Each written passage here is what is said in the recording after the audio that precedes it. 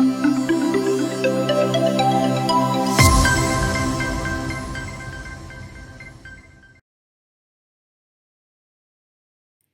and welcome to the Daily News Simplified, an answer to what, why and how of newspaper reading.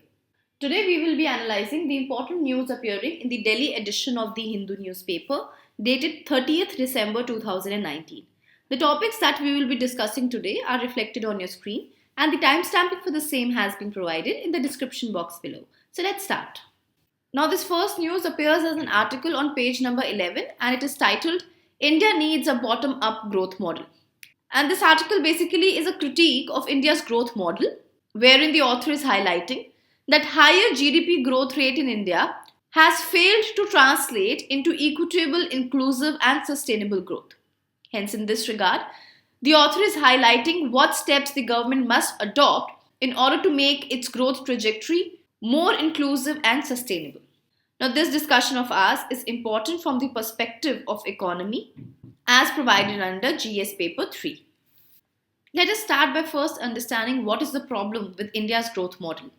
Now, India has made rapid strides in its economic growth, wherein the GDP size has increased from almost $275 billion in 1991 to almost $2.7 trillion in 2019. In fact, India is also considered as one of the fastest growing major economies of the world.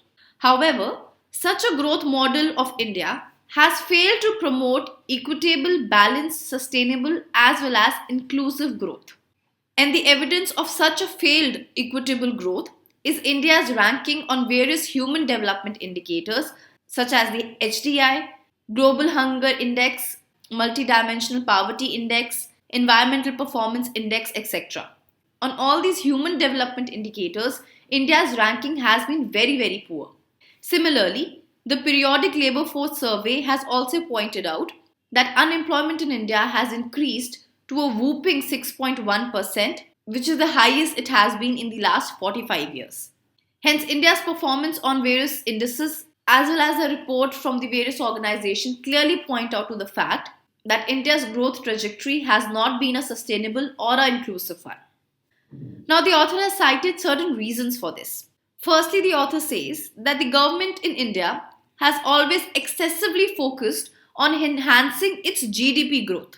And while doing so, the government has clearly neglected and has not given due emphasis on enhancing human capabilities. And this too is evident from the fact that India's expenditure on health is just a mere 1.3% of its GDP and its expenditure on education is just 3% of its GDP. Hence, the low spending by the government on major social issue sectors also point to the fact that the government in India clearly focuses on the numbers, that is, it wants to increase its GDP growth rate. However, it is not focusing on enhancing the human capability. The second reason is that the government has failed to incorporate a bottoms-up and a people-centered approach.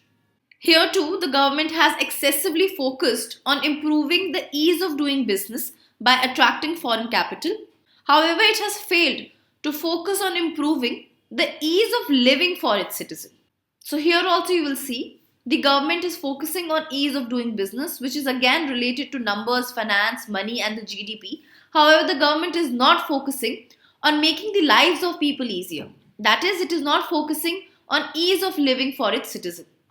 Because again and again, we too keep on reading in the newspaper that India's ranking on the ease of doing business has improved or the government is taking certain steps in order to improve its ease of doing business ranking. However, how many times do we actually come across an article which says that the government is taking measures to improve the lives of the people, to make their living much more safer, much more meaningful and dignified? The third point is that majority of government schemes and policies follow a top-down approach without involving the stakeholders. Now, this point can be better understood by taking an example of a scheme which has been successful because it followed the bottoms-up approach and involved the stakeholders. And that scheme is the MG Narega. Now, one of the reasons for the success of MG Narega program is that it has a very participatory approach wherein the Gram Sabha of the concerned villages decide on the utilization of the MG Narega funds. Hence, clearly the schemes believes in involving the stakeholders and envisages a bottom-up approach. However, what is true for MG Narega cannot be said for majority of other government schemes and policies because they do not incorporate such participatory approach, leading to less than satisfactory results. Now coming to the question, what can be done to improve India's growth model? Now author says that India's growth outcomes can be improved by firstly learning from the development models which are followed in other countries, for example China. Now even though China is a non-democratic country, it has given due emphasis on human development, which is evident in China's better ranking on various human development indicators as compared to India. On the other hand, despite being a democratic country, India is yet to reach to the level of development which China attained way back in the 90s. Therefore, we need to focus and improve on our human development. We need to follow more people-centered policies rather than growth-centered policies. Secondly, not just other countries, India can take cues from various states itself. For example, Kerala. Now, Kerala government has followed a participative model of governance in order to empower the people at the grassroots level. Kerala has also emerged as a front runner in empowering the Panchayati Raj institutions with constitutionally mandated functions and finances. Furthermore, Kerala has also focused on women empowerment through the Kudumbashri scheme, which essentially is a self-help group.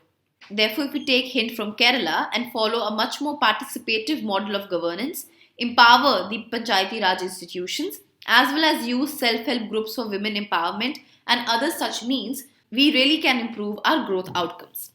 Secondly, it is not just Kerala. Even Delhi is performing well as far as growth outcomes are concerned. Now, the Delhi government has adopted a common man's model, wherein it has kept the common man at the center of its various policies and schemes. Furthermore, Delhi government has given due emphasis on sectors like health and education, and moreover, in order to ensure that the government's intervention is successful, it has also focused on the active participation of the stakeholders. For instance, it has established the School Management Committee, which involves the parents. The budget for training teachers has increased by more than 5 times, and this in turn has enabled Delhi's government schools to have much better performance than the private schools. Similarly, on the health front, the public health expenditure has been doubled. Moreover, mohalla clinics have been set up in poor colonies to provide accessible and affordable health care. Therefore, from Delhi's growth model, the government can learn to place the common man at the middle of all its policies and schemes. The government can also learn to better involve the stakeholders and to increase its expenditure on various social sector front like health and education. So therefore, in conclusion, we can say that the government of India has to realize that ease of living is a much wider and comprehensive term as compared to ease of doing business. Because improving the ease of doing business will only lead to increase in the private sector investment. However, increasing or improving the ease of living can lead to both better development outcomes as well as in attracting private sector investment. Hence, all in all, it can be said that a balanced, inclusive and sustainable growth only can enhance the income level of the people and attract greater amount of private sector investment. So with this, let's move on to our next news. Now, this news appears as an editorial on page number 10 titled Governance Index. Now, this discussion of ours is with respect to the recently released Good Governance Index by the Government of India. And this will become important from the perspective of polity, both for the mains as well as for the prelims. Now, before going into the index, let us first understand the concept of competitive federalism, because this index of good governance is actually inspired from the principle of competitive federalism. Now, competitive federalism is a concept where the units of the federal structure compete with one another. That is, the center competes with the state and even the states compete amongst one another. However, the idea behind this competition is to promote the joint efforts for development.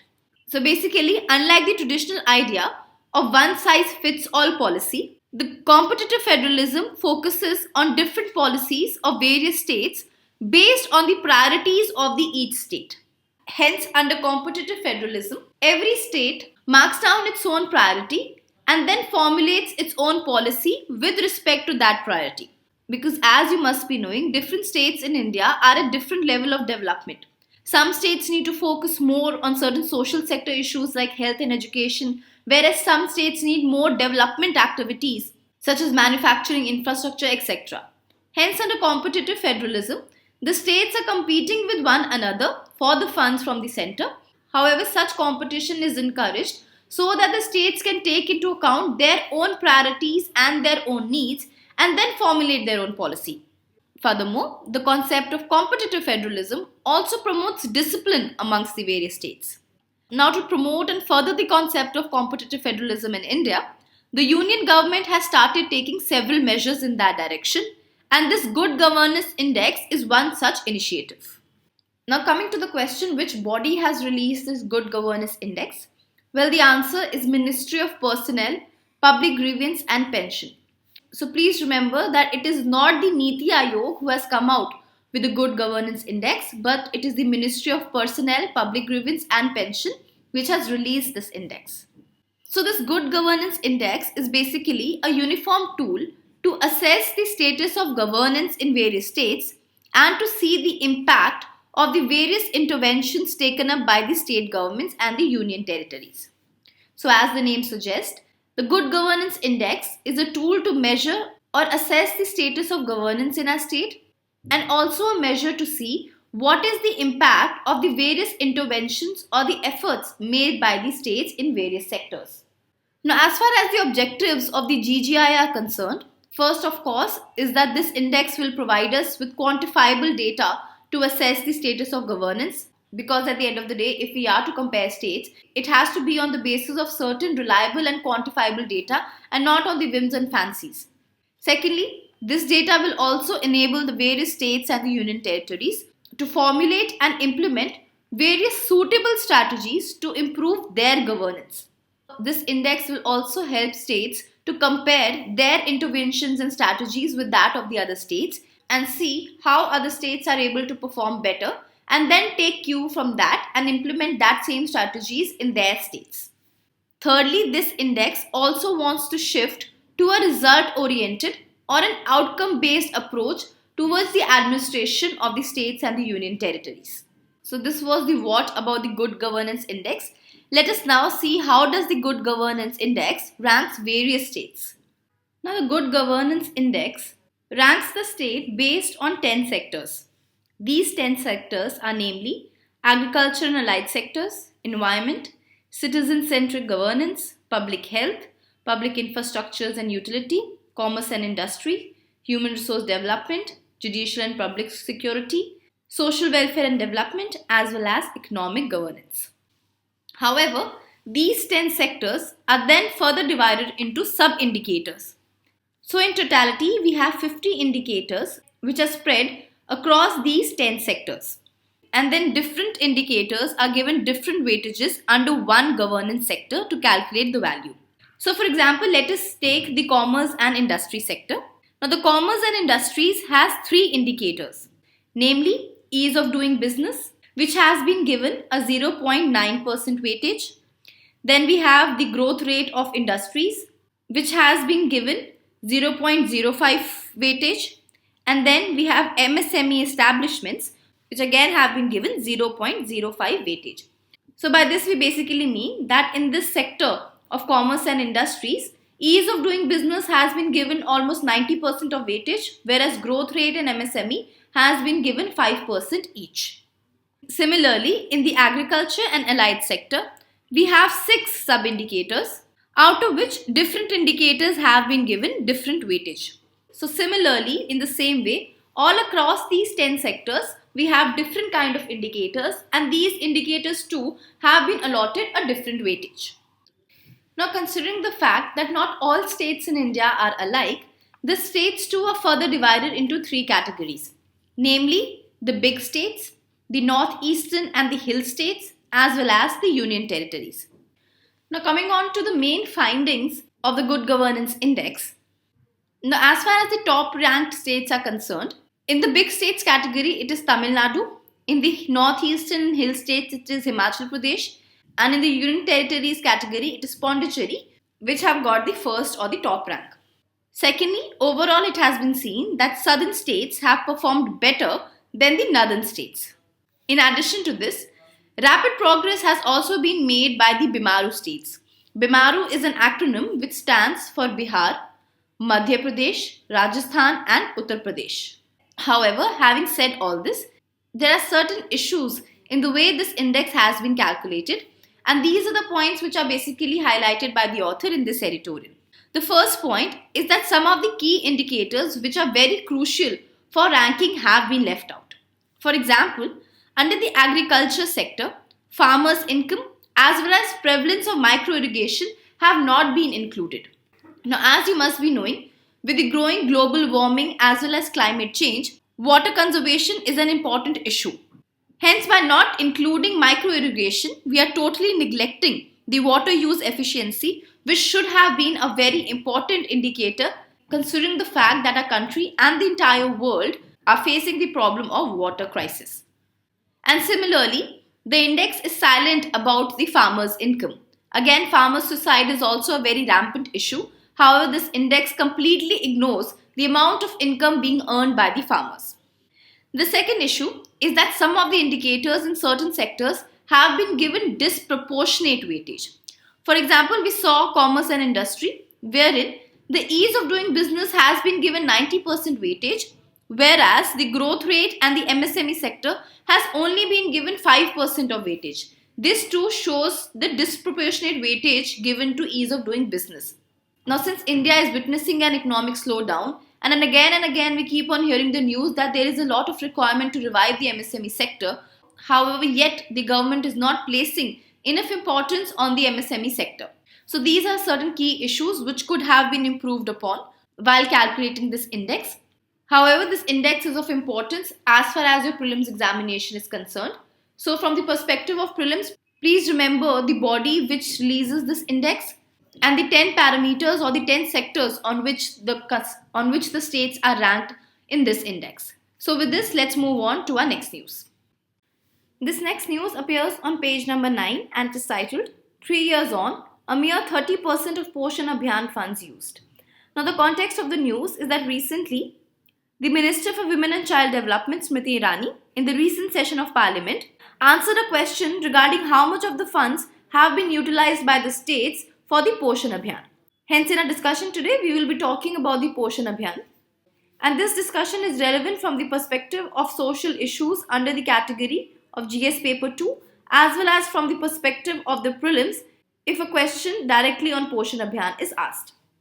Now, as per the details given by the Minister of WCD, the states and the union territories in India have utilized only 30% of the funds which were released by the Centre for the Poshan Abhiyaan. Furthermore, only Mizoram, Himachal Pradesh, Lakshadweep and Bihar have utilized above 50% of the funds. So these are the two important details given by the Minister of Women and Child Development. Let us now talk about the Poshan Abhiyaan. Now the Poshan Abhiyaan is India's flagship program to improve the nutritional outcomes for children, adolescent and pregnant women. So please remember, it is the children, adolescent and the pregnant women who are the target audience of this Poshan Abhiyaan. Furthermore, the Abhiyaan wants to improve the nutritional outcomes by leveraging technology and also through a targeted approach and convergence mechanism. Now the Poshan Abhiyaan basically converges various programs and schemes of different ministries. For example, the Anganwadi services, Pradhan Mantri Matru Vandana Yojana, ICDS, that is the Integrated Child Development Services, Scheme for Adolescent Girls, Janani Suraksha Yojana, National Health Mission, Swachh Bharat Abhiyan, PDS system, etc. Now the basic aim under the Poshan Abhiyaan is to reduce stunting by 2%, undernutrition by 2%, anemia by 3%, and reducing low birth weight by 2% per annum respectively. So a quick way to remember this is that for every indicator we want to reduce 2% per annum, but only for anemia we want to reduce it 3% per annum. Furthermore, specifically for stunting, the government wants to reduce stunting to 25% by the year 2022. Hence it is also known as Mission 25 by 2022. Now currently, as per the National Family Health Survey number 4, stunting in India is around 38.4%. So from 38.4%, we want to bring it down to 25% by 2022. Now coming on to what will be the mode and the various ways through which the government will try and achieve this target. This will include mapping various schemes, real-time monitoring systems, incentivizing the various states to meet their targets, incentivizing the Anganwadi workers to use IT-based tools, introducing measurement of height of children at the Anganwadi centers, social audits, setting up of nutrition resource centers, Jan Andolan, etc. Furthermore, as far as the funding is concerned, this Abhiyaan is funded 50% by the World Bank and 50% through the budgetary support, which basically means that 50% will be contributed by World Bank and 50% by India. Additionally, this 50% budgetary support is further divided into 60-40 ratio between the center and the state, which is to say the center will contribute 60% whereas the state will contribute 40%. However, as is with most of the schemes, this ratio changes to 90:10 for northeastern and Himalayan states and 100% for all those union territories without legislature. So this means Delhi and Puducherry will follow the 60-40 model, whereas all the other union territories without legislature, 100% funding will be received from the central government. So this was about the Poshan Abhiyaan. Let us now take up our next article. Now this news has been taken from page number 10 and is titled "For a Humane and Autonomous Police." Now the context of the news is the backdrop of the recent protest, particularly in the universities, over the passing of the Citizenship Amendment Act, where the actions of the police force has come under the scanner. Now this discussion of ours is important from the perspective of governance as far as controlling mob lynching and other kind of mob violence is concerned. And next we will be talking about certain provisions to deal with such kind of protest, which can be used while answering a case study under GS paper 4 or ethics. So basically the author in this article is of the opinion that while the criticism on the police action are unfounded, what we need today is an autonomous and humane police to check the violence, which is a necessary condition for democracy. The few arguments which he has tendered in favor of the police are: firstly, as far as the power to enter the campus is concerned, the author says there is no provision in the law which prohibits the police from entering the campus to check violence without invitation from the head of the institutes. Now, the entry of police into the campuses of Jamia Millia, Aligarh Muslim University, etc., without the permission of the heads of the university was widely criticized as gross violation of the law. However, there is no provision in the law which can prohibit the police from entering into the campus without the invitation of the head of the institute. Second is police force is a tool of executive. Now, this is a very popular belief amongst the people that police is a mere puppet in the hand of the executive. And hence a lot of people feel that it is the police which is the culprit and the protesters are the victim. Because on the commands of the executive, the police uses force. Hence, with this regard, the author is of the opinion that the modern policing requires the police force to be on their toes and take actions quickly, especially in all such situations which are marred with emotions. And to do this, that is for the police to take quick action without wasting any time, what is required is operational autonomy on behalf of the police. Hence, it is time that police should be given some kind of autonomy, especially in such situations, and they should not blindly follow the diktats of the political executive. Third is the limit on the quantum of force. Now, another ground on which the police was criticized was that the quantum of force which the police was used to quell the disorder was very disproportionate. The argument here is that it was a peaceful protest. However, the force applied by the police was not at all proportionate, and this rather exasperated the situation. However, here the author says that it is actually up to the police commander in the field to decide on the quantum of force, that is how much force they want to use or they don't want to use. Hence, again, this too is a very subjective decision. Last but not the least, in the conclusion, the author is saying that during the police training only, the police personnel should be trained in mob control techniques. Because in a democratic and civilized society like ours, the police needs to be very humane and should focus on the quality of policing which they are doing in the field rather than politician management. Now, having discussed the basic points given by the author in this article, let us now talk about the various provisions in the Constitution and the law of the India which speaks about the right of the police to intervene in such protest and agitation. Now, as stated, there are various provisions in the Constitution of India as well as the various laws of India on the right of police to intervene in protest and agitation. Now, as far as provisions in the Constitution are concerned, we all know that Article 19(1)(a) and 19(1)(b) give citizens the right to freedom of speech and expression as well as the right to assemble peacefully and without arms.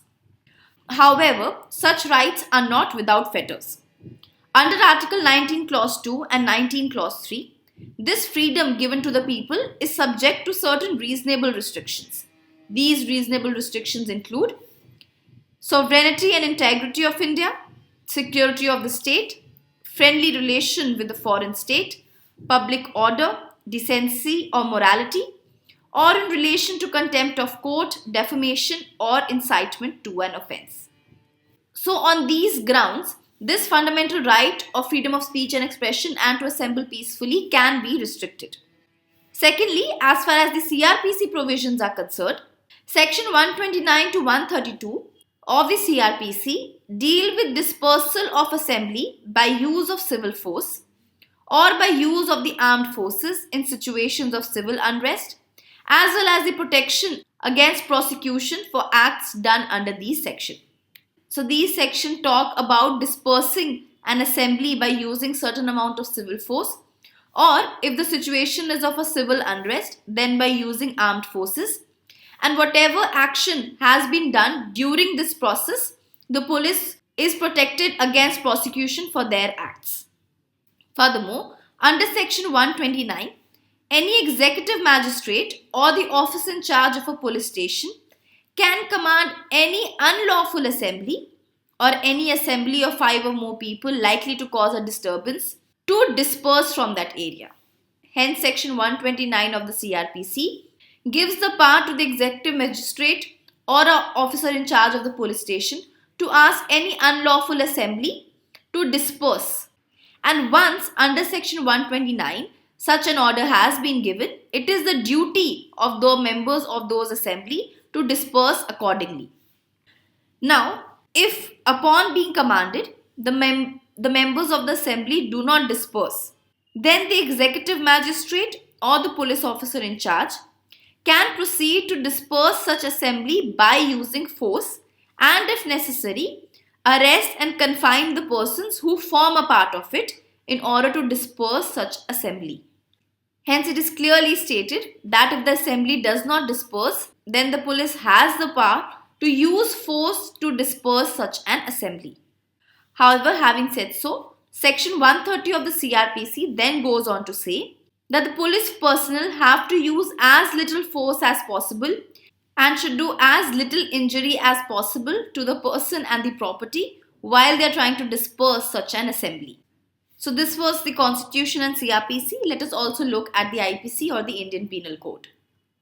Now, as far as the Indian Penal Code is concerned, Section 141 to 158 deal with unlawful assembly as well as the responsibility, liability and punishment related to the offence of unlawful assembly. Now, under Section 141, an unlawful assembly has been defined. So, an unlawful assembly is an assembly of 5 or more persons that intends to, firstly, intimidate by criminal force the governments or the public servant, resist execution of any law, or commit any mischief or criminal trespass. Furthermore, under Section 146 of the IPC, it has been stated that whenever any member of the unlawful assembly either uses force or violence, then it will be considered as if every member of such an assembly is guilty for the offence of rioting. So even if just 1 or 2 members of the unlawful assembly are indulging in force or violence, however, since they are an unlawful assembly, they will have a joint liability and therefore all of them will be guilty for the offence of rioting. So these were the certain provisions under IPC, CRPC and constitutional law. As stated earlier, you can use all these provisions while answering a case study, especially related to mob violence if it is asked in GS paper 4. So with this, let's take up our next news. Now this news has been taken from page number 1 and it is titled MP gets its first elephant colony in Bandhavgarh forest. Now what happened is that last November a few elephants from Chhattisgarh wandered into the forest of Bandhavgarh looking for food and water. However, this year they did not go back to Chhattisgarh and have stayed back in the forest and even gave birth to 2 calves. Hence, in this regard, Madhya Pradesh has now got its first elephant colony at the Bandhavgarh forest. Now, the authority have ruled out any possibility of conflict between the elephants and the tigers, and they say that the presence of elephants will not alter the movement of the tigers in the area. Other thing you should know, Madhya Pradesh is known as the tiger state of India because in the 2019 tiger census, it had the most number of estimated tigers at 526. Furthermore, recently tiger reserves of MP were in news because there was a proposal to carve out a tiger reserve out of the Ratapani Wildlife Sanctuary. And if gone ahead with this, the Ratapani Tiger Reserve will be the 7th tiger reserve of Madhya Pradesh. Hence, in this regard, let us have a look at the existing tiger reserves in Madhya Pradesh, which can be important from the perspective of your prelims. Now, these tiger reserves are namely the Kanha Tiger Reserve, Pench Tiger Reserve, Bandhavgarh Tiger Reserve, Panna Tiger Reserve, Satpura Tiger Reserve, and Sanjay Dubri Tiger Reserve. So, this was the only important information as far as this article was concerned. With this, let's move on to our practice questions. Now, based on our today's discussion, here is a prelims practice question. Please pause the video and solve them. We'll discuss the answer after 5 seconds. The first question is with reference to the Good Governance Index. First statement, it has been published by the Niti Aayog. Now, this is incorrect.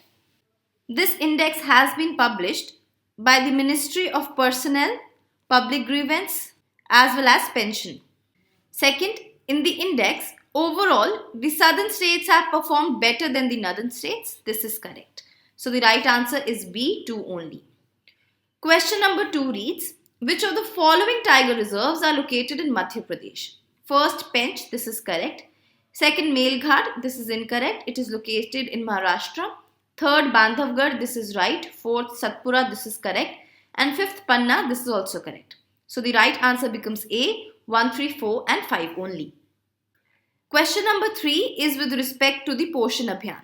First statement, it is being implemented by the Ministry of Health and Family Welfare. This is incorrect. It is being implemented by Ministry of Women and Child Development. Second, it aims to reduce stunting, anemia and low weight birth by 2% every year. Now this is incorrect.